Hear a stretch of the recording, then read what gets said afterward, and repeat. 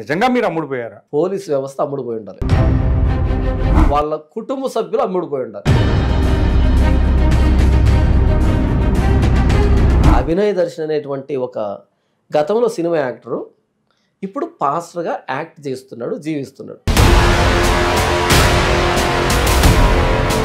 వీళ్ళు చేసిన అతికి ఆయన పరువు పోయింది.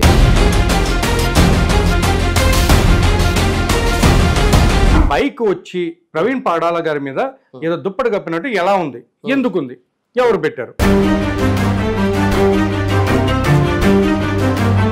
అసలు ఎలా క్రైస్తవులు అయ్యారు, ఎలా పాస్టర్లు అయ్యారు అన్నది ఫస్ట్ నాకు వచ్చేటువంటి అనుమానం.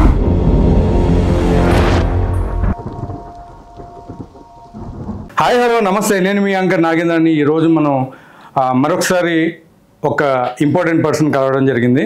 సో ఈరోజు కలిసేటువంటి మెయిన్ ముఖ్య ఉద్దేశం ఏంటంటే ఆయన మీద వచ్చేటువంటి అలిగేషన్స్, అది కూడా దీనివల్ల ప్రవీణ్ పగడాల గారి యొక్క దాన్ని యాక్సిడెంటా హత్య అని నిరూపించక ముందే కొంతమంది వేరే విధంగా దాన్ని మోల్డ్ చేయడం వల్ల తర్వాత ఆయన చేసినటువంటి ఎంక్వైరీస్ వల్ల కానివ్వండి, లేకపోతే వీడియోస్ రిలీజ్ చేసిన దాని మీద వల్ల కానివ్వండి, ఈరోజు ఆయన అమ్ముడుపోయారు అని లేదా ఆయన కల్తీ అయిపోయారు అని చెప్పి చాలా మాటలు మాట్లాడడం జరిగింది. ఈ పాటికి మీకు అర్థమైపోయి ఉంటుంది. ఈరోజు మనం జాన్ పాల్ గారితో మన ఐరా మీడియాలో కలవడం జరుగుతుంది. సో ఈరోజు ఆయన అడిగి అసలు ఏం జరిగింది, ఎందుకు వీళ్ళందరూ కూడా మిమ్మల్ని నిందించడం జరుగుతుంది, ఈ విషయాలన్నీ ఆయన అడిగి తెలుసుకుందాం. Welcome to Aira media John Paul గారు. థ్యాంక్ యూ నాగేంద్ర గారు. ఎలా ఉన్నారు? దేవుని వల్ల చాలా బాగున్నాను. సూపర్ అండి. జాన్ పాల్ గారు, నిజంగా చెప్పాలంటే అసలు మేము చాలా బాధపడ్డాం కొన్ని విషయాల్లో. బట్ ఆ విషయాలు ఏంటంటే మీరు అమ్ముడుపోవడం ఏంటి? ఎందుకంటే మీరు ఏదైనా కానీ స్ట్రైట్ ఫార్వర్డ్గా మాట్లాడతారు అండ్ ఉన్నది ఉన్నట్టుగా నిక్కచ్చిగా మాట్లాడే ఒక పర్సన్ అని నాకు బాగా తెలుసు. సో ఇప్పుడు మీరు నాకు చెప్పాల్సింది ఏంటంటే అసలు మీరు అమ్ముడుపోవడానికి గల కారణాలు ఏంటి, అసలు నిజంగా మీరు అమ్ముడుపోయారా అనేది విషయాల గురించి చెప్పండి. మంచి ప్రశ్న నాగేంద్ర గారు. నేను అమ్ముడుపోయాను అని ఎవరైతే ఆరోపణ చేస్తున్నారో కేసు క్లోజ్ అయినట్టే. ఎందుకంటే నన్ను కొన్నారు అంటే ఆ కొన్నటువంటి వ్యక్తులకి ఆ హత్యకి ఖచ్చితంగా సంబంధం ఉంటుంది. రైట్. కాబట్టి నేను అమ్ముడుపోయినటువంటి విషయం తెలిసిన వాళ్ళు ఎవరు నన్ను కొన్నారో వాళ్ళని పట్టేసుకుంటే ఇంత రాద్ధాంతం అనేది కేసే క్లోజ్ అయిపోయింది. నిందితులు బయటకు వచ్చేస్తారు, హంతకులు బయటకు వచ్చేస్తారు. ఒకవేళ అది యాక్సిడెంట్ అని చెప్పడం నేను అమ్ముడుపోవడం అయితే నాకంటే ముందుగా పోలీస్ వ్యవస్థ అమ్ముడుపోయి ఉండాలి. రైట్. ఒకవేళ అది యాక్సిడెంట్ అని చెప్పడం అమ్ముడుపోవడం అయితే వాళ్ళకంటే ముందుగా వాళ్ళ కుటుంబ సభ్యులు అమ్ముడుపోయి ఉండాలి. పర్ఫెక్ట్. అంటే వాళ్ళ కుటుంబ సభ్యులను కొని ఉండాలి, పోలీస్ యంత్రాంగాన్ని కొని ఉండాలి, నన్ను కొని ఉండాలి. ఇంతమందిని కొని మేనేజ్ చేసేంత సినిమా ఇందులో లేదు, అవసరం కూడా లేదు. ఇక్కడ ఏంటంటే మొదటి రోజు ఆయన మరణించిన రోజు వాళ్ళ కుటుంబ సభ్యులు వాళ్ళ సతీమణి గారు ఏమన్నారు అంటే పోస్ట్ మార్టం కూడా లేకుండా బాడీని ఇస్తే తీసుకుని వెళ్తాం అంది. దీనికి పెద్ద నాలెడ్జ్ అక్కర్లేదు, ఎందుకని ఉంటుంది అని అర్థం చేసుకోవడానికి పెద్ద నాలెడ్జ్ కూడా అక్కర్లేదు. అది యాక్సిడెంట్ కాబట్టి బహుశా ఆయన మీద ఇన్సూరెన్సెస్ ఉన్నాయనేటట్టుగా మాటలు వినపడుతున్నాయి కదా. అదే ఒకవేళ నిజమైతే 50 కోట్ల ఇన్సూరెన్స్ ఉంది కాబట్టి అలా తీసుకుని వెళ్దాం అని అనుకున్నారు. ఇప్పుడు వీళ్ళందరూ రాద్ధాంతం చేసి ఈ అభినయ్ దర్శన్ అనేటువంటి ఒక వ్యక్తి ఇందులో ఇన్వాల్వ్ అయ్యి ఆ వ్యక్తే ఇంత పుండుకి కారణం. అభినయ్ దర్శన్ అనేటువంటి ఒక గతంలో సినిమా యాక్టరు ఇప్పుడు పాస్టర్గా యాక్ట్ చేస్తున్నాడు, జీవిస్తున్నాడు. అక్కడ అవకాశాలు రాలేదు, ఇక్కడ ఫుల్గా అవకాశాలు వస్తున్నాయి. ఈ వ్యక్తి చేసినటువంటి చేసినటువంటి ఈ చాదస్త పనులకి, ఈ అల్లరికి ఈరోజు ప్రవీణ్ పగడాలన్న మరణించాడు అని బాధపడాలనో అర్థం కావట్లేదు, ఆయన పరువు బజారుకు వచ్చింది ఏంట్రా అని బాధపడాలనో అర్థం కావట్లేదు. దీన్ని ఆధారం చేసుకొని బయట వాళ్ళు మొత్తం క్రైస్తవ్యాన్ని ర్యాగింగ్ చేస్తున్నారేంట్రా అని బాధపడాలనో అర్థం కావట్లేదు.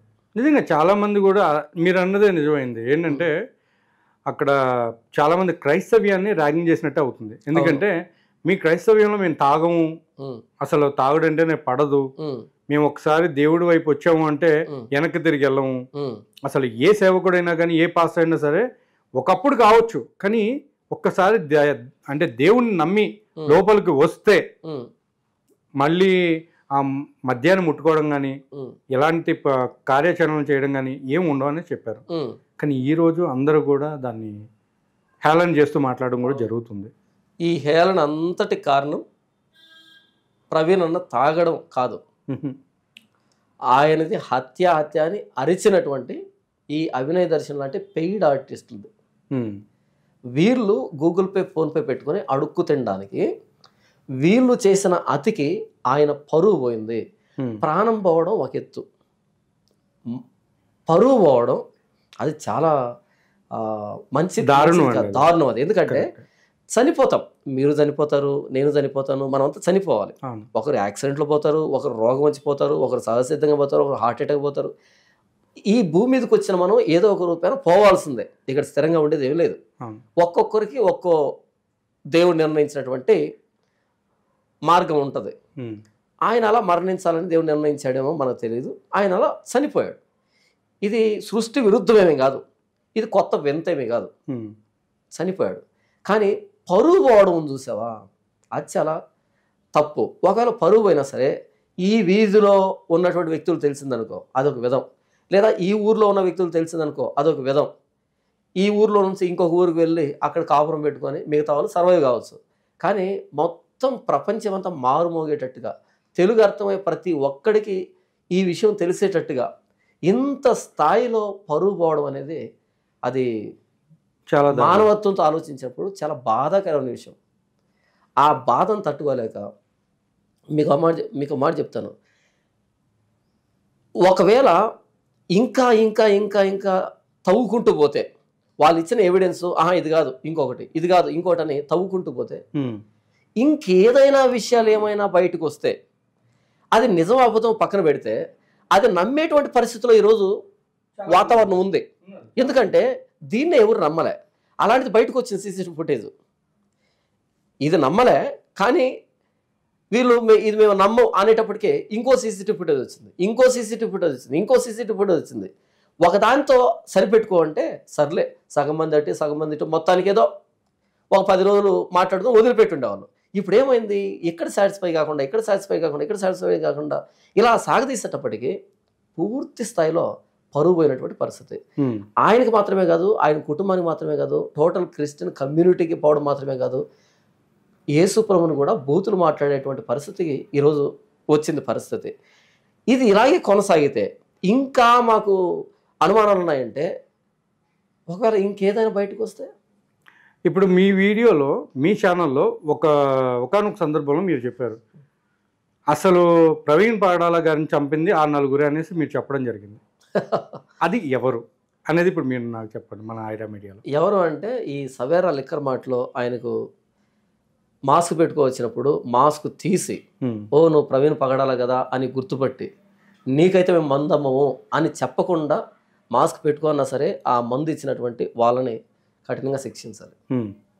నంబర్ 2, మరలా పడిపోయినందుకు లేపిన వాళ్ళని రోడ్డు మీద పడినప్పుడు లేపినటువంటి వాళ్ళని అలా లేపకుండా ఉండుంటే అక్కడే పడిపోయి ఉండేమో, కాసేపు ఆలస్యం అయ్యిండు, అక్కడే పడిపోయి స్పృహ తప్పిపోయి ఆ తర్వాత ఇంటి వాళ్ళు కాల్ చేసి ఇంటి వాళ్ళు వచ్చి తీసుకుని వెళ్ళిండు. కానీ హుటాహుటిని పరిగెత్తుకుంటూ వచ్చి మానవత్వంతో ఆయనకు ఏమంటారు ఈ గాయాలను సహాయం చేసినటువంటి వాళ్ళని కఠినంగా శిక్షించాలి. ఇకపోతే మరలా ఇంకొకసారి ఆ కేసర ప్రాంతంలో పడినప్పుడు అక్కడ కూడా సేమ్ అలాంటిదే చేశారు వాళ్ళు. అది కూడా ఒకవేళ వాళ్ళు ఎత్తకుండా వదిలిపెట్టేసి ఉంటే ఆయనకే ఆయన ఆ బండిని ఎత్తుకోలేక ఆయన పడినప్పుడు ఇలా చేయెత్తి ఎవరైనా హెల్ప్ చేయండి అన్నట్టుగా అన్నారు కదా, అలాగే వదిలిపెట్టేసి ఉంటే ఆయన ఆ బండిని ఎత్తుకునే దానికి కాసేపు అటు ఇటు కొంచెం టైం అనేది వెనక్కి వచ్చి ఉండేది. ఆ టైంలో ఆయనకు మైండ్ ఏమైనా మారి ఉండేదేమో. కానీ హుటాహుటిని వచ్చి అంత తొందరగా ఆయన ఎత్తారు చూసారా, వాళ్ళు కూడా అందులో భాగమే అనుకుంటాను నేనైతే. తర్వాత ఇంకొక చోట ఏలూరులో మరలా ఆయన మద్యం కొనడానికి వచ్చినప్పుడు ఏంటి మాటి మాటికి మాస్క్ని కవర్ చేసుకుంటున్నాం అని అడగకుండా అలాగే లిక్కరమైనటువంటి వాళ్ళని కూడా ఇందులో భాగంగా చేర్చారు. అటు తర్వాత ఏంటంటే ఇక్కడ కోదాడలో ఆయన హ్యాండిల్ అనుకుంటూ ఆ పెట్రోల్ గన్నులు పట్టుకొని ఉన్నప్పుడు ఆ వ్యక్తి నువ్వు తాగి ఉన్నావు కదా అనేటట్టుగా గుర్తించి బండి పక్క తీసి ఆయన ట్రాఫిక్ పోలీసుకి ఎవరు చేసి వాళ్ళని ఆయన అరెస్ట్ చేయించడం లేకపోతే ఇంటికి ఫోన్ చేయడం ఇలా చేయకుండా వాళ్ళు కూడా అనాలి మనం. ఇక ఈ కొవ్వూరు టోల్గేట్ తర్వాత ఈ గ్రావెల్స్ వేస్తారు కదా, కంకర్రాలు వేస్తారు కదా, ఆ కంకర్రాలు ఎందుకు అలా లూజ్గా వదిలిపెట్టారు అని వాళ్ళని కూడా మనం అనాల్సిన పరిస్థితి. ఓకే. సో ఇప్పుడు ప్రవీణ్ గారి హత్య కేసులో వీళ్ళందరూ కూడా ముడిపడి ఉన్నారని చెప్పి మన జాన్ పాల్ గారు కూడా చెప్తున్నారు. బట్ ఇక్కడ ఏంటంటే జాన్ పాల్ గారు, ఆ అభినయ్ దర్శన్ అనే పర్సన్ ఎవరైతే ఉన్నారో అవును, ఆయన మీరు చేసేటువంటి అసలు మీరు చేసేది పరిచర్యే కాదు, మీకు అసలు ఒక చర్చ లేదు, అసలు మీరు ఉండేది కడపలో ఒక మారుమూల ప్రాంతంలో అని మాట్లాడి ఒక నలుగురు ఉన్న ప్లేస్లో ఎక్కడో మీరు చెప్తూ ఉండగాక ఆ సంఘం కూడా పెట్టుకోకుండా ఒక పాస్టర్గా చలామణి అవుతున్నారని కూడా మాట్లాడడం జరిగింది. ఏం మాట్లాడాలో అర్థం కాలే. వీడు అభినయ్ శ్రీకి ఎక్కువ, అమలాపాలకి తక్కువ. వీడి ఓవర్ యాక్షన్. నేనేం మాట్లాడుతున్నానంటే, నేను పాస్టర్ని కాదనుక కాసేపు, నా చర్చి లేదనుక కాసేపు, మరి నేను చర్చి కట్టుకోవాలని నేను కదా అడుక్కోవాలి డబ్బుని. నా చర్చి లేదు చూడండి అని డబ్బు అడుకోవాల్సిన ఎవరు? నేనే కదా. అయితే నేను పాస్టర్ని కాదనుకోండి, నేను పాస్టర్ కాకుండానే ఐరా మీడియాలోకి వచ్చానా? లేదే. ఇది మొదటిసారా? లేదు కాదు కదా. నేను పాస్టర్ కాకుండానే సిగ్నేచర్ స్టూడియోకి వెళ్ళానా? నేను పాస్టర్ కాకుండా క్రాంతి ఛానల్కి వెళ్ళాను? నేను పాస్టర్ కాకుండానే ఇన్ని తిరుగుతున్నానా? నేను పాస్టర్ కాకుండానే 1700 ప్రసంగాలు నా ఛానల్లో ఉన్నాయా? లేకపోతే నాకు నేనే సెట్టింగ్ వేసుకొని నాకు నేనే కొత్త ప్రదేశాల్లో వాక్యం చెప్పినట్టుగా నటిస్తున్నానా? అంటే ఇది ఇప్పుడు ఈ ఇన్సిడెంట్ అడ్డం పెట్టుకుని మీ యొక్క సబ్స్క్రైబర్స్ని కూడా పెంచుకున్నారంట కదా. ఎంతమంది పెడితే ఏమన్నది ఉపయోగం? నేను గూగుల్ పే, ఫోన్పే పెట్టను, అకౌంట్ నెంబర్ పెట్టను, 1 కోటి మంది వచ్చే నాకు వచ్చే ఉపయోగం ఏముంటుంది? అభినయ్ దర్శన్కి 17K సబ్స్క్రైబర్స్ ప్రవీణ్ పగడాల గారు చనిపోక ముందు. అయితే ప్రవీణ్ పగడాల మరణించినప్పటి నుంచి ఇప్పటి వరకు 56K 56,000 మంది వచ్చారు. నాకు 68,000 మంది సబ్స్క్రైబర్స్ ఒక ఛానల్కి, ఇంకో ఛానల్కి 14,000 మంది సబ్స్క్రైబర్స్, ఇంకో ఛానల్ ఉంది నాది, మొత్తం 3 ఛానల్స్ ఉన్నాయి. దేంట్లో కూడా నేను ఇప్పటివరకు గూగుల్ పే, ఫోన్పే పెట్టలే. దేంట్లో కూడా నేను ఇప్పటివరకు పెట్టలే. నాకు ఆలోచన కూడా లేదు, నాకు సిగ్గు. కానీ ఈ వ్యక్తి అప్పటి నుంచి అడుకోవడం చేశాడు. అయితే ఇప్పుడు ఎక్కువ మొత్తంలో అడుకోవడం స్టార్ట్ చేశాడు.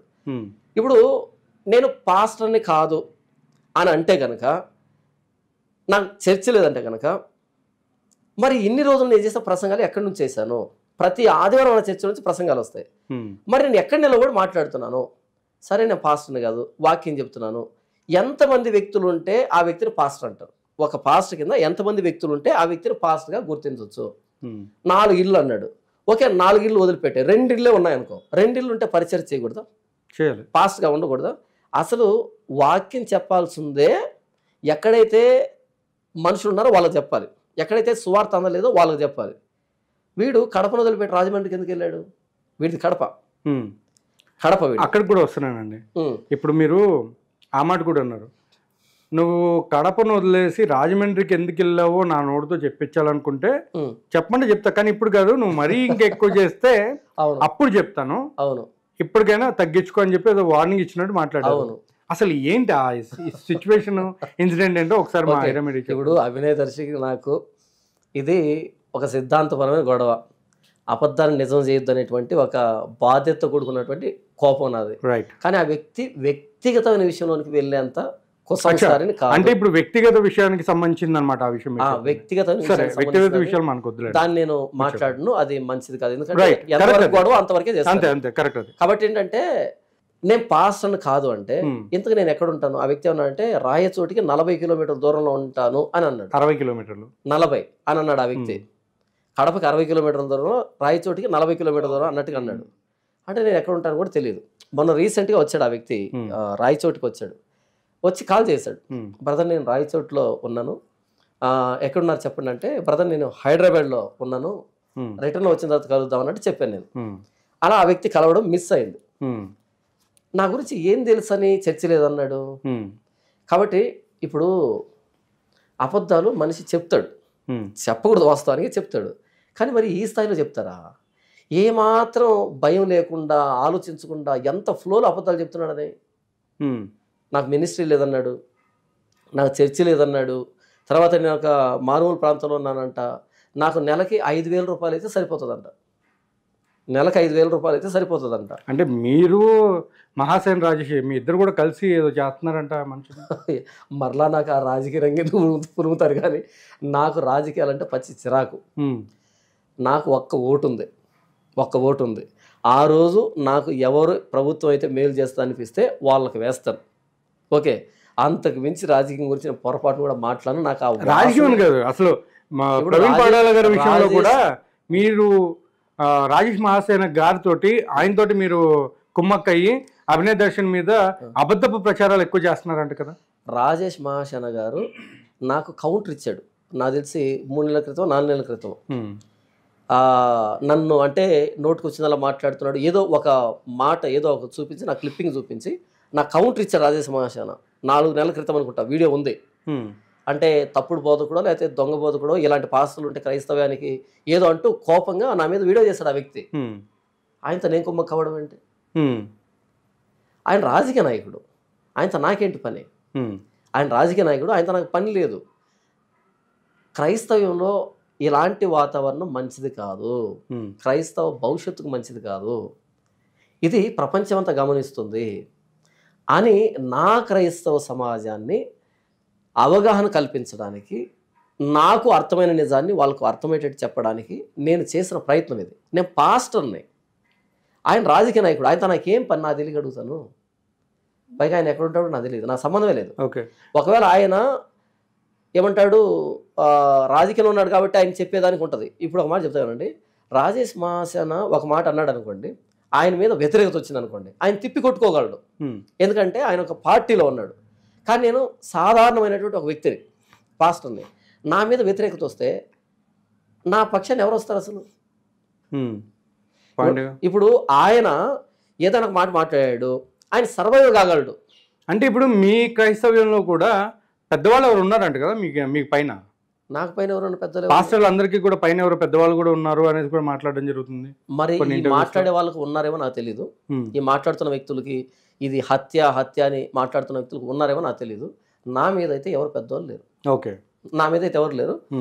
అంటే మీరు క్రైస్తవ సంఘాలన్నింటికి కూడా భిన్నంగా సపరేట్గా ఉంటున్నారు మీరు? క్రైస్తవ సంఘాలకి నాకు ఎలాంటి సంబంధం ఉండదు. ఓకే, క్రైస్తవ గుంపుకి నాకు ఎలాంటి సంబంధం ఉండదు. నా భావజాలంతో ఎవరైతే ఏకీభవిస్తారో వాళ్ళే నా వాళ్ళు. ఓకే, గత 15 రోజులుగా నోటితో పలకూడని మాటలు మాట్లాడుతున్నది ఎవరు అంటే, ఎవరైతే మీరు క్రైస్తవులు అంటున్నారో వీళ్ళే. బండ బూతులు మాట్లాడుతున్నారు. నాకు తెలిసి నేను ఒంటరి కనబడలేదు కాబట్టి వదిలిపెట్టారేమో కానీ దాడి చేయడానికి కూడా సిద్ధమే అనేటట్టున్నారు. ఇప్పుడు ఈ అభినయ్ దర్శన్ వ్యక్తి 2 సార్లు వీడియోలో పబ్లిక్గా మాట్లాడాడు. ఏమని తెలుసా? 1000 మంది పాస్టర్లతో వచ్చి నేను ముట్టడిస్తా అని. నాకు తెలియక అడుగుతాను, ఇన్ని ఆధారాలు చూసిన తర్వాత, పోలీసు వాళ్ళు ప్రెస్ రిపోర్ట్ పెట్టిన తర్వాత, ఆధారాలు ఇచ్చిన తర్వాత, దీని ప్రకారంగా ఇది యాక్సిడెంట్ అని చెప్తే నన్ను ముట్టడించాల్సిన అవసరం ఏంటి? సరే జాన్ పాల్ గారు, వాళ్ళు అడిగే క్వశ్చన్ ఒకటి నేను మిమ్మల్ని అడగాలనుకుంటున్నాను. సరే, ప్రవీణ్ పాడాల గారిది యాక్సిడెంట్ అనేసి మీరు చెప్తున్నారు, ఓకే ఫైన్. కానీ బైక్ వచ్చి ఆయన మీదకి ఎలా ఉంది అనేసి వీళ్ళందరూ కూడా అదే క్వశ్చన్ రేస్ చేస్తున్నారు. వేరే ఏం లేదు, ప్రతి ఒక్కరి క్వశ్చన్ కూడా ఒకటే, బైక్ వచ్చి ప్రవీణ్ పాడాల గారి మీద ఏదో దుప్పటి కప్పినట్టు ఎలా ఉంది, ఎందుకుంది, ఎవరు పెట్టారు? ఓకే, ఈ ప్రశ్నని ఒక పాయింట్ లాగా, అది హత్య అని చెప్పడానికి పాయింట్ లాగా వాడుకున్నారంటే వీళ్ళకంటే కోడి మేలు, కోడి బుర్ర మేలు. ఇంత అమాయకులు, ఇంత లాజిక్లెస్ ఫెలోస్ అసలు ఎలా క్రైస్తవులు అయ్యారు, ఎలా పాస్టర్లు అయ్యారు అన్నది ఫస్ట్ నాకు వచ్చేటువంటి అనుమానం. ఆ బైక్ ఆయన మీద ఎలా పడింది అన్నది అది అసలు ప్రశ్న కాదు, అసలు పాయింట్ కాదు నాకు అది. కానీ వీళ్ళు ఎలా ఇంత దూరం వచ్చారు, ఇంత పెద్దోళ్ళు అయ్యారు, కనీసం ఏమాత్రం మెచ్యూరిటీ లేదా అనేది వీళ్ళ మీద నాకు అనుమానం. మీరు ఎప్పుడైనా హైవే చూస్తే, మనం హైవే మీద ట్రావెల్ చేస్తుంటాం కదా, హైవే అన్నది ఈ వరదలు రాకుండా, నీళ్ళ కొట్టుకొని పోకుండా ఎత్తుగా కడతారు. రైల్వే ట్రాక్ లాగా ఎత్తుగా ఉంటుంది, పైకి ఎత్తుగా ఉంటుంది. ఆ ఎత్తుగా కట్టాలంటే మట్టి ఎక్కడి నుంచి తీసుకొస్తారు? ఇరుపక్కల నుంచి జేసీబీతో ఇలా తవ్వి దాని మీద వేస్తారు. లేదా తవ్వుకున్నా సరే ఈ మట్టి కంకర వేసి ఆ పైకి తీసేటప్పటికి ఇది పల్ల ప్రాంతం అవుతుంది, గుంత ప్రాంతం అవుతుంది. ఇలా జేసీబీతో ఇలా లోడినప్పుడు అక్కడ ఇటు అర్ధచంద్రాకారంలో కాలువ లాంటిది ఏర్పడుతుంది, ఉంటుంది. ఇప్పుడు ఈ వ్యక్తి ఆ హైవే నుంచి ఇలా జారినప్పుడు ఆ బండి మీద ఉన్నాడు కదా, సడన్గా ఇలా స్కిడ్ అయినప్పుడు మనిషి పని చేయదు, ఏం జరుగుతుంది అన్నది. ఓకే, అప్పుడు లెఫ్ట్లో కదా బండి దిగింది, లెఫ్ట్లో ఇలా బండి దిగినప్పుడు ఆటోమేటిక్గా ఏ చేతిని లాగుతాం మనం? రైట్ చేయిని ఇలా లాక్కుంటాం, దాన్ని కంట్రోల్ చేయడానికి లెఫ్ట్ వెళ్ళిపోతుంది కదా. నెక్స్ట్ ఏంటంటే ఈ బండి మీద వ్యక్తి ఎప్పుడైతే ఇలా డౌన్కి అయ్యాడో మనిషి ముందు పడతాడు. ఇలా డౌన్ అయిపోయేటప్పటికి ఎంత 70 కిలోమీటర్ స్పీడ్ అది. 70 కిలోమీటర్ స్పీడ్లో మనం మామూలుగా ఇలా బండి దింపేటప్పుడు ఇంటి మీద నుంచి స్టెప్స్ మీద నుంచి ఇలా దిగుతాం కదా అవును కదా. 70 కిలోమీటర్ స్పీడ్లో ఒక్కసారిగా సడన్గా బండి ఇలా కిందికి దిగితే మనిషి ముందు వెళ్ళి ఇలా ముఖం నేలకేసి కొట్టుకుంటుంది. అవును ఇలా నేరుగా ముఖం నేలకేసి కొట్టుకుంటుంది. ఈ బండి బుల్లెట్ అనేది బరువైన బండి ఇది. ఇప్పుడు ఇది ఎక్కడ వచ్చి పడుతుంది? మీద పడుతుంది. మీదనే పడాలి. పక్కన పడితేనే క్వశ్చన్ రైజ్ చేయాలి, పక్కన ఎలా పడుతుంది. ఇంత స్పీడ్తో ఈ గొంతులో పడితే బండి పక్కన ఎందుకు పడిందని క్వశ్చన్ చేయాలి యాక్చువల్గా. కానీ మన వ్యక్తులు ఏం చేశారు అంటే మీద ఎలా పడుతుంది అని అంటున్నారు. గొంతులో పడితే మీద కాకపోతే ఇంకెక్కడ పడుతుంది అని నాకు తెలియక అడుగుతాను. ఒక యాక్సిడెంట్ జరిగినప్పుడు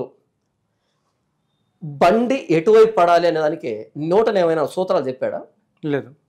అకార్డింగ్ టు న్యూటన్స్ బైక్స్ లా లేకపోతే బుల్లెట్ లా అని ఒకటి, దీని ప్రకారంగా ఇలా స్కూటర్ యాక్సిడెంట్ జరిగినప్పుడు బుల్లెట్ అనేది ఇటువైపు పడుతుంది అని ఏమైనా సూత్రం చెప్పాడా? లేదు. యాక్సిడెంట్ అంటే అన్ప్రెడిక్టబుల్, రైట్, ఊహించలేము ఎలా జరుగుతుంది యాక్సిడెంట్ అన్నది. కానీ ఇక్కడ ఇంకోటి కూడా ఒక మాట చెప్తాను. ఒక వ్యక్తి బండి మీద వెళ్తున్నాడు, అటువైపు ఒక లారీ వెళ్తుంది, రోడ్డు మీద ఇంత కంకర ఒకటి ఉంది, ఆ టైర్ కింద పడి ఇలా అది స్కిడ్ అయ్యి ఆ రాపిడికి నేరుగా వచ్చి నుదురు ఇలా తగిలి అలాగే కొప్పుగూలి చనిపోయినటువంటి యాక్సిడెంట్లు మీరు ఎప్పుడైనా చూసారా లేదా? నేను చూశాను. ఆ రాయి ఇలా తగిలి అలా కింద పడిపోయి ఆ వ్యక్తి చనిపోయాడు. అరే ఎలా అయింది యాక్సిడెంట్ ఇక్కడ అని తనలో పట్టుకునేటువంటి సందర్భాలు ఉన్నాయి. విషయం ఏంటంటే రాయి స్కిడ్ వచ్చి తగిలింది ఇక్కడ ఆ స్పీడ్ మీద, అలాగే పడిపోయాడు, చనిపోయాడు. రైట్. ఇలాంటి యాక్సిడెంట్ అంటే అర్థం ఏంటి? యాక్సిడెంట్ అనుకోకుండా దాన్ని మనం అనుకోము, ప్రమాదం అది. ఇలాగే జరగాలని రూల్ లేదు, ఇలాగే జరుగుతుందని చెప్పలేము. ఇక్కడ ఇంకోటి కూడా ఉంది, నేను మళ్ళీ మిమ్మల్ని మధ్యలో ఆపినందుకు సారీ. కానీ ఇక్కడ ఇంకొక విషయం ఏంటంటే మాస్క్ని కళ్ళజోడిని మడత పెట్టి పక్కన పెట్టి కళ్ళజోడు కూడా దాని మీద పెట్టారు. అవును. అలా ఎలా పెడతారు, ఎవరు పెడతారు? అంటే ఆయన ఏమన్నా లేచి వచ్చి ఇట్లా పెట్టుకుని అప్పుడు పడుకుని దామ్మ బైక్ ఇట్లా పడిపోయి నా మీద అని చెప్పేసి ఇలా వీళ్ళు ఒక పాయింట్ రైజ్ చేస్తూ ఉంటే వీళ్ళు ఇంత అమాయకులా అని ఫస్ట్ ఒక దగ్గర ఫిక్స్ అయినాను నేను. ఈ బైక్ మీద ఎలా పడింది అనేటప్పుడు ఓకే ఇంత అమాయకులు అనేది ఒక బ్రెయిన్లో ఉంది. మరలా ఈ క్వశ్చన్ రైజ్ చేయగానే చచ్చా అనవసరంగా 50% మార్కులు ఇచ్చిన 20% మేలు, మళ్ళీ 20% దిగుతుంది. ఇదైపోయిన తర్వాత ఇంకోటి అడిగారు అనుకోండి 10కి వస్తుంది. చివరికి వచ్చేటప్పటికి అసలు మనుషులు ఎలా జంతువులు అనే దగ్గరికి వస్తుంది. ఇప్పుడు దీన్ని చెప్తాను వినండి. ఆయన కింద పడ్డాడు, కింద పడినప్పుడు ఆయన మీద బండి పడింది. మీరు చూసారు లేదో, ఆయన ఇలా ఇలా అయిపోయింది, ముఖం ఇలా బండి మీద ఉంది. అక్కడ యాక్సిడెంట్ అయిందని ఎవరో చెప్పగానే అక్కడ స్పాట్లోకి టీం వస్తుంది. టీం రాగానే ఈ పర్సన్ ఎవరు అనేది ఎలా తెలుస్తుంది? ఆ బుల్లెట్ను ఎత్తి దాన్ని పక్కన పెట్టాలి. అవును, బుల్లెట్ పక్కన పెట్టాలి. ఇలా బుల్లెట్ తీసి పక్కన పెట్టినప్పుడు ఆల్రెడీ మాస్క్ ఇలా వేసుకున్నాడు ఆ వ్యక్తి అనుకోండి కదా, మాస్క్ ఇలా వేసుకున్నాడు అనుకోండి. ఇలా వేసుకున్నప్పుడు నేరుగా ముఖం వెళ్ళి కొట్టుకోవడము, తల వెళ్ళి కొట్టుకోవడం మొత్తానికి ఏదో జరిగింది.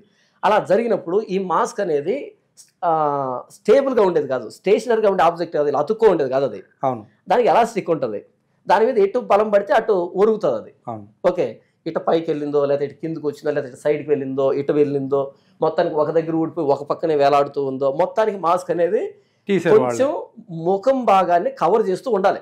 ఓకే, ఇలా కొట్టుకున్నప్పుడు ఇలా వెళ్ళి ఉంటుంది, జారి ఉంటుంది, ఇలా వచ్చి ఉంటుంది, ఇలా వచ్చి ఉంటుంది, ఇలా వచ్చి ఉంటుంది. మొత్తానికి ఏదో మాస్క్ ఏదో ఒక భాగాన్ని అయితే కవర్ చేస్తుంది. ఇలా ఈ ముఖం అనే దానికి ఎప్పుడైతే నేలకు బలంగా తగిలిందో, రాతికి తగిలిందో, ఈ మొత్తం ముఖం ఊబికింది. సో ఆయన గుర్తుపట్టేదానికి అవకాశం లేదు, ముఖం గుర్తుపట్టేదానికి అవకాశం లేదు. సో ఆ మాస్క్ని తీయాలి. మాస్క్ ఏం పెద్ద ఎవిడెన్స్ కాదు, మాస్క్ ఎవిడెన్స్ కాదు. అక్కడ మాస్క్ని ఎలా తీయాలి, తీసి ఏం చేయాలి, జేబులో పెట్టుకోవాలి, పక్కన పెట్టాలి, పక్కనే పెట్టాలి. దాన్ని జేబులో పెట్టుకోరు, దాన్ని పక్కనే పెడతారు. ఇకపోతే ఆయనకు అద్దాలు పెట్టుకున్నా సరే అవి కూడా పక్కకు ఊరుకు మొత్తానికి జరిగి ఉండాలి, అద్దాలు పాడు ఉండాలి. ఆ అద్దాలు కూడా తీయాలి. పర్సన్ ఎవరు ఐడెంటిఫై చేయాలంటే అవి ఎక్కడ పెట్టాలి, పక్కన పెడతారు, దాని మీదనే పెట్టారు. అయితే అప్పుడు ఎవరు స్పాట్లో లేరు కాబట్టి టీం వచ్చి చేస్తుంది కాబట్టి అంతవరకు ఇంత హంగామా జరగలే. అక్కడ వెళ్ళి మొదటి వాళ్ళు ఇవన్నీ చేసి తీసి అవన్నీ చేసి అటు తర్వాత ఫోన్ నెంబర్ తీసుకొని లాక్ తీసి ఓపెన్ చేసి ఎవరికో ఫోన్ చేసి ఈ నెంబర్ కలిగిన వ్యక్తి ఎవరు అని అడిగితే అప్పుడు కదా మిగతా వ్యక్తి అంతా బయలుదేరారు. వీళ్ళు రాకముందు చాలా విషయాలు జరిగి ఉంటాయి కదా అక్కడ. ఇప్పుడు ఆ బుల్లెట్ బండి ఎత్తాలంటే కనీసం 5-6 మంది వచ్చింటారు కదా. అంతేగా, అక్కడ వచ్చిన వాళ్ళు ఏ బాబు ఇలా పట్టమ్మా ఇలా తీయండమ్మా అంటే బండి తీసి పక్కన హెల్ప్ చేస్తుంటారు కదా. సో ఆ మాస్క్ అద్దాలు అంటే ఈయనవో కావో ఈ బిలాంగింగ్స్ అన్నవి వస్తువులని ఈయనవా కావా అని ఒక ఉంటది కదా వాళ్ళకి, అవి రెండు భద్రంగా పక్కన పెట్టారు. ఇది ఒక ఎవిడెన్స్ వీళ్ళకి. ఇందులో ఏముంటది? ఇంకేమైనా ఉన్నాయి ఇలాంటి ఐక్యూ క్వశ్చన్? ఉన్నాయండి, అడగండి. చాలా ఉన్నాయి. ఆయన ప్యాంట్ వేసుకున్నప్పుడు జీన్స్ ఏం కాలా, కానీ లోపల మాత్రం కాలిపోయి ఉంది. ఇది ఒక పాయింటా? చెప్తాను వినండి. ఆయన మీద పడింది నిప్పు కాదు, అగ్గినిప్పు కాదు పడింది, సైలెన్సర్. సైలెన్సర్ అనేది అగ్గినిప్పు కాదు, అది వేడిగా ఉంటది కానీ నిప్పు కాదు అది. అంటే ఆ సైలెన్సర్ అంత వేడిగా ఉంటుంది కాబట్టి అది బొక్కను కూడా, అంటే బోన్ ను కూడా కరిగిచ్చేస్తుందని మాట్లాడారు ఒక పాస్టర్. మరి వీళ్ళు బోన్ సూప్ అలా చేసుకుంటున్నారేమో. మరి వీళ్ళు బోన్ సూప్ చేసుకుంటే చికెన్ బట్టలు కూడా ఆ సైలెన్సర్ మీద వండుకునే ఎక్స్పీరియన్స్ ఉన్నట్టుంది వీళ్ళకి. సైలెన్సర్ మీద బోన్ ఉడుకుతుందా? వీళ్ళు అతి కాకపోతే సైలెన్సర్ మీద ఆ బోన్ ఉడుకుతుందా? రైట్. ఆ సైలెన్సర్ మీద పడింది, పడగానే ఆయన వేసుకుంది జీన్స్ ప్యాంటు. అది అగ్గినిప్పు కదా, అగ్గినిప్పు అయితే కొంచెం పడినా సరే కాలుతుంది. అది సైలెన్సర్ కాబట్టి ఇది గోతం పట్టున్నట్టుంటది. ఏది? అదే జీన్స్ ప్యాంట్ అంటే. సో హీట్ ట్రాన్స్ఫర్ అవుతుంది, ఇది దీన్ని బర్న్ చేయదు, హీట్ ట్రాన్స్ఫర్ అవుతుంది. సో లోపల భాగం కాలింది, ఆ వేడికి లోపల కమిలి ఉంటుంది కానీ ఇది బయట కాలదు. అది అంతెందుకు, ఇది కాటన్ కదా, ఈ కాటన్ మీద మీరు ఐరన్ బాక్స్ పెట్టండి, చాలాసేపటి వరకు కాలుతుంది అసలు. అది సిల్క్ కాలుతుంది కొంచెం వేడైనా సరే. అది వేసుకున్న జీన్, అది ప్యూర్ కాటన్ అది. సో అది కాలదు, అది నిప్పు కాదు, సైలెన్సర్. ఇకపోతే ఆయన పడగానే ఎంతసేపు ఉన్నాడు అన్నది మనకు తెలియదు.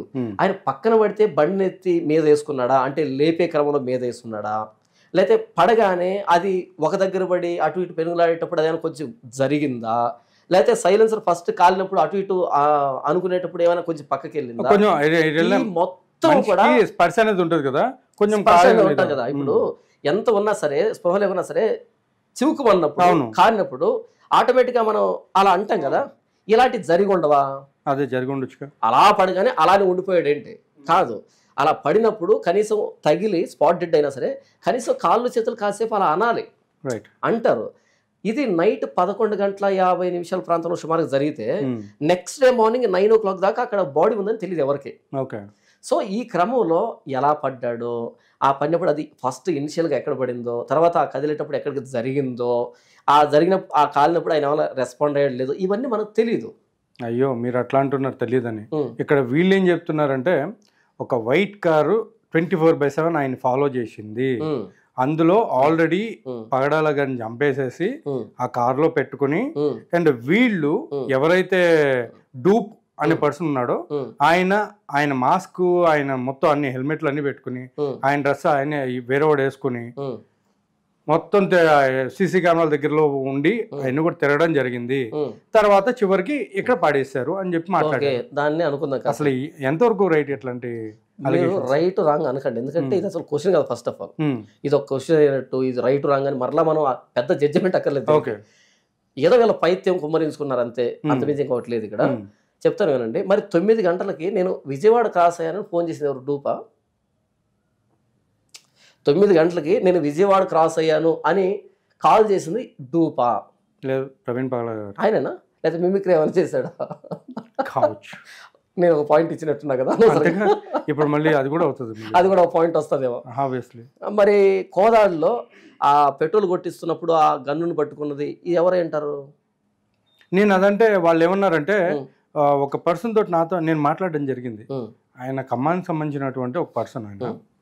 సో ఆయనతో మాట్లాడినప్పుడు ఆయన ఏమన్నారంటే, ఈ మధ్యకాలంలో పెట్రోల్ చాలామంది సరిగ్గా పోయికొని ఉన్నారు కదా, దానివల్ల ఆయన పట్టుకుని పోయించుకున్నారు అందులో, ఎందుకంటే దానివల్ల కూడా ఆయన అనుకోవచ్చు కదా అనేసి అన్నారు. నేను అన్నాను, ఇంకా మీకు అలా అర్థమైందా? ఓకే ఫైన్, మీరు అన్నట్టే అనుకుందాము. కాకపోతే ఇక్కడ ఏంటంటే, ఆయన వెనక్కి చేయి పెట్టారు చూసారా మీకు? ఫస్ట్ ఆయన ఎంట్రీ ఒకటి ఉంది, ఆ ఎంట్రీ వీడియో పంపించాను ఆయన. పంపించినప్పుడు ఆయన చూశారు, చూసి ఓకే కరెక్టే అన్నట్టు అన్నారు. కానీ అక్కడ పోలీసు ఏం చెప్తున్నారు, ఎవరైతే పాపం ఆయన రివీల్ చేశారో పెద్ద ఆయన పోలీసులో, సో ఆయన ఏం చెప్పారు, బ్యాగ్ ఆల్రెడీ టెంట్ అయింది రైట్ సైడ్ కి. అవును, రైట్ సైడ్ కు లెఫ్ట్ సైడ్ కు టెంట్ అయింది. సో దాన్ని ఆయన సరి చేసుకుని పెట్రోల్ పోయించుకోవడం ముందుకు వచ్చాడు. సో అక్కడికి వచ్చినప్పుడు బ్యాగ్ ఉందా లేదా అని ఆయన ఇట్లా చూసుకున్నది ఆ వీడియో ఉంది, సరిగ్గా చూడండి. ఆ తర్వాత గన్ పట్టుకుంటాడు హ్యాండిల్ అనుకుని, ఆ తర్వాత ఆయన అతి కష్టం మీద పోసే అతను కూడా ఇడిపించుకుంటాడు గన్నుని. సో మరి పట్టుకునే ఇప్పుడు దాన్ని పట్టుకుని వదలడు, అవును వదలగా అయిపోయింది అనేసి అంటే అయిపోయి ఓకే అని చెప్పి అప్పుడు హ్యాండిల్ పట్టుకుంటాడు. అవును అది పట్టుకుని ముందుకు ఇట్లా మూవ్ అవుతాడు అని నేను చెప్పడం జరిగింది. అవును ఆయన కాదంట, ఇలా జరుగుండొచ్చు అని మాట్లాడారు.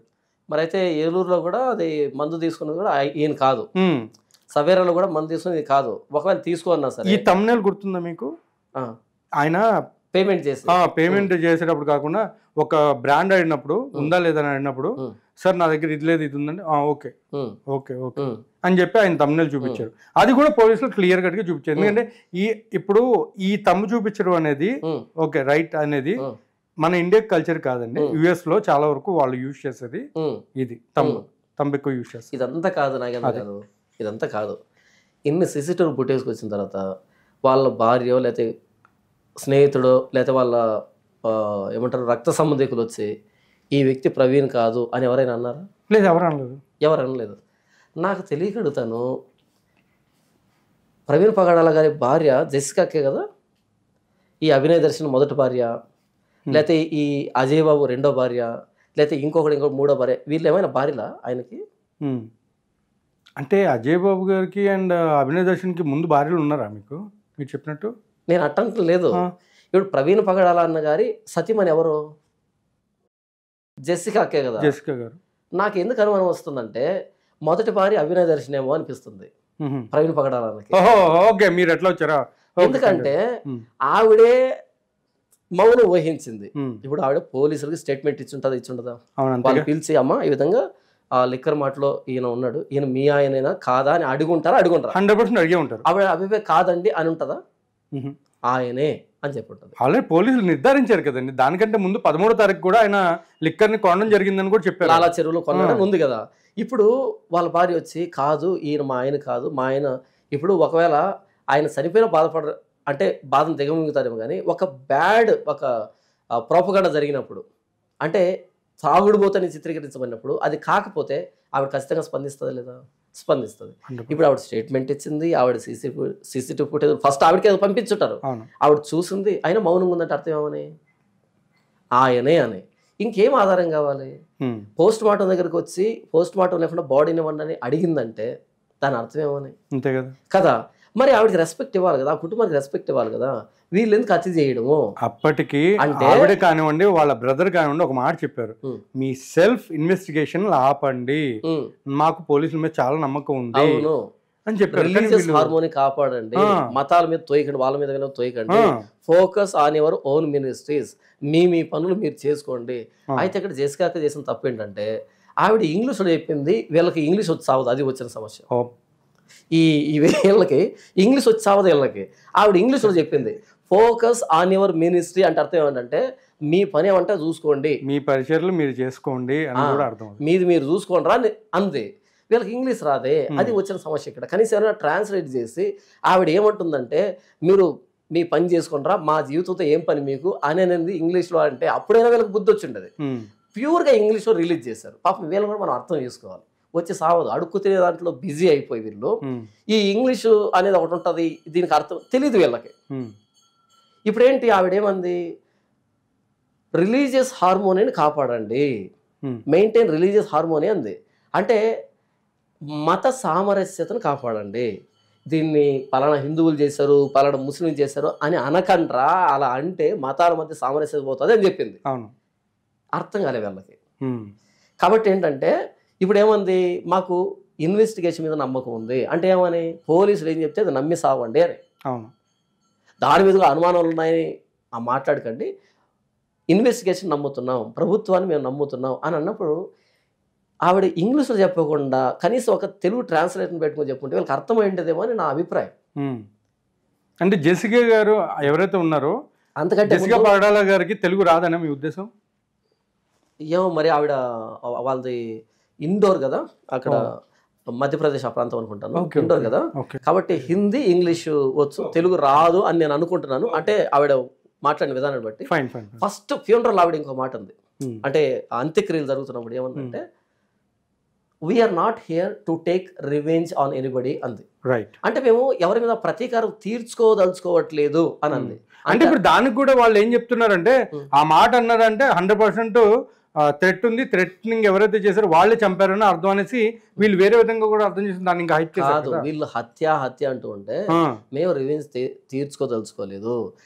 ప్రవీణ్ పగడాల గారు కూడా హీ ఫర్గివ్స్ ఎవ్రీబడి, ఆయన కూడా క్షమించేటువంటి లక్షణం, అంటే చనిపోయిన ఆయన కూడా క్షమించే లక్షణమే, మేము కూడా క్షమించేస్తాము, ఇది ఎంతో వదిలిపెట్టండి అని చెప్పింది. కానీ దాన్ని వదలకుండా ఇంకా లాగి ఎందుకంటే ఇందులో వ్యక్తిగత స్వార్థం ఉంది.